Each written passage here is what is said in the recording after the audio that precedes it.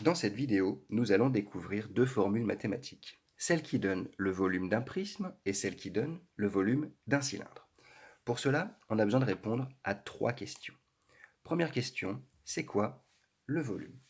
Eh bien, si vous prenez un objet en trois dimensions, un objet que vous pouvez manipuler, par exemple ce cube, eh bien, je peux le remplir d'eau. Si je peux le remplir d'eau, il existe donc une quantité pour le remplir. Et cette quantité, elle s'appelle le volume. Mais tous les objets ne peuvent pas être remplis. Par exemple, une planche en bois, on ne peut pas mettre d'eau dedans. Mais il y a déjà en fait une quantité à l'intérieur. Effectivement, ce n'est pas de l'eau, c'est du bois. Mais cette quantité de bois s'appelle le volume de la planche. Alors, puisque le volume est une quantité, en mathématiques, à chaque quantité, il y a une unité ou plusieurs unités. Eh bien, c'est le cas pour les volumes. Les différentes unités sont kilomètres cubes, hectomètres cubes, décamètres cubes, mètres cubes, décimètres cubes, centimètres cubes et millimètres cubes. La présence du 3 au-dessus de chacune de ces unités vous impose dans ce tableau de découper chaque unité en trois colonnes et de faire attention pour les conversions. Par exemple, 30 mètres cubes dans le tableau, si on veut l'exprimer en décimètres cubes, il faut rajouter 3 zéros. Et on peut alors lire que 30 mètres cubes est égal à 30 000 décimètres cubes. Voilà ce que c'est le volume et en quelle unité on l'exprime. Deuxième question, qu'est-ce que c'est un prisme? Un prisme est un solide de l'espace, un objet en trois dimensions, que l'on construit ainsi. Vous prenez une feuille de papier et vous découpez dedans un polygone, c'est-à-dire une figure géométrique avec plusieurs côtés. Un carré, un rectangle, un trapèze, un triangle ou un autre. Je vous montre deux exemples, le triangle ou bien un hexagone. Une fois qu'on a découpé une première fois une de ces formes, pour former le prisme, eh bien c'est très simple. On en découpe un deuxième, un troisième, un quatrième, autant qu'on veut, et on les empile.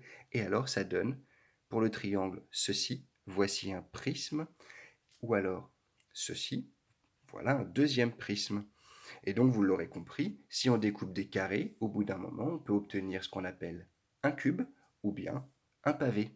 Ces deux-là sont aussi des prismes. Voilà ce que c'est un prisme. Maintenant, troisième question, qu'est-ce que c'est le cylindre?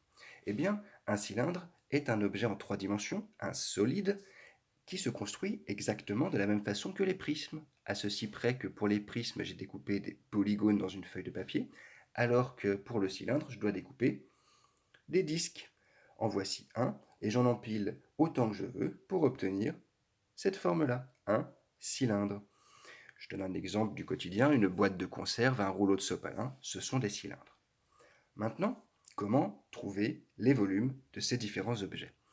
Eh bien, puisque vous avez compris comment on fabrique les prismes et les cylindres, pour trouver le volume, c'est très simple. Le volume, c'est la place occupée par l'objet, la place que prend celui-ci, ou celui-là, ou celui-là. C'est-à-dire, dans mes trois exemples, la quantité de pâte à modeler que j'ai utilisée pour les construire.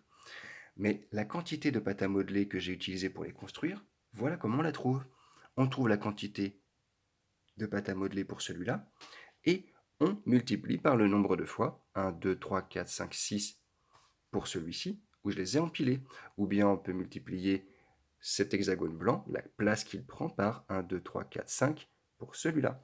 Ou bien pour mon cylindre, on multiplie la place que prend celui-ci, multiplié par 1, 2, 3, 4, 5, 6, 7 et 8 pour le cylindre. Mais quelle est la quantité de place occupée par ces différents objets que je viens de montrer? Eh bien, rappelez-vous, c'est vrai que moi j'ai utilisé de la pâte à modeler, mais je vous ai dit au début, pour les construire ces différents objets, il faut utiliser une feuille de papier et découper un triangle par exemple, ou un hexagone, ou un cercle. Mais alors, la place occupée par ces formes géométriques, ça s'appelle l'aire, la quantité de peinture nécessaire pour les dessiner. Alors maintenant, ça devient facile. Pour trouver le volume de ces différents objets, il suffit de trouver l'aire de ces faces, qu'on appellera les bases puisqu'elles touchent le sol, l'aire de la base, que l'on va multiplier par le nombre de fois où on a empilé, c'est ce qu'on appellera la hauteur. Le volume du prisme est donné par R de la base multiplié par hauteur, et pour les cylindres, c'est la même chose. Volume du cylindre égale R de la base multiplié par hauteur. Alors il y a un tout petit détail qui diffère pour le cylindre. Le cylindre, rappelez-vous, sa base est un disque, mais l'aire d'un disque Vous la connaissez cette formule, c'est pi fois rayon au carré. Alors le volume du cylindre, on peut la transformer en pi fois rayon au carré multiplié par hauteur. L'aire de la base, c'est la même chose que pi fois rayon au carré. Voilà, c'est à vous de jouer maintenant.